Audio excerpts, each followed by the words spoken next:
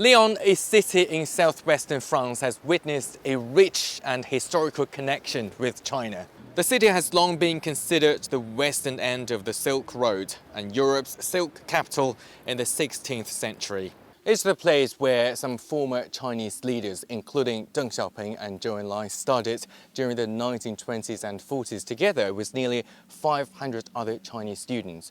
When they finished their studies, they returned to China, where they provided the skills that the country needed at the time. These were the reason why it was the first stop for China's President Xi Jinping during his first state visit to France 10 years ago, as he paid tribute to the former Chinese leaders. France has been a prominent leader in establishing diplomatic ties with China. 60 years ago, France was the first major Western country to establish diplomatic relations with Beijing, a development labeled a diplomatic nuclear explosion in Western media.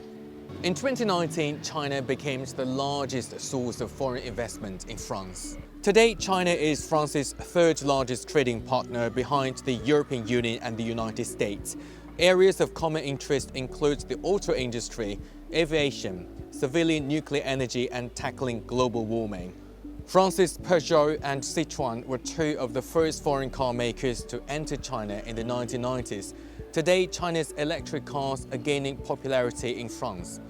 The two countries also cooperate in the aviation sector. France's Airbus announced the creation of a second final assembly line in China last year in a bid to rival America's Boeing in the Chinese market.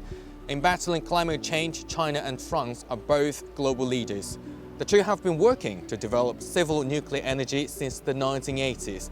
To boost cultural exchanges, China implemented a 15-day visa-free policy for a number of European countries, which included France at the end of last year. Today's close cooperation reflects what late French leader Charles de Gaulle said when he officially recognized China in 1964, to the surprise of other Western allies. He justified this by, quote, evidence and reason. This was a sentiment echoed by President Emmanuel Macron during Xi Jinping's latest state visit in 2019. The French leader has since urged Europe to follow a policy of strategic autonomy, often seen as shorthand for maintaining good relations with China, rather than align too closely with the US. And now many believe that France and China have more reason and evidence to stand together than apart.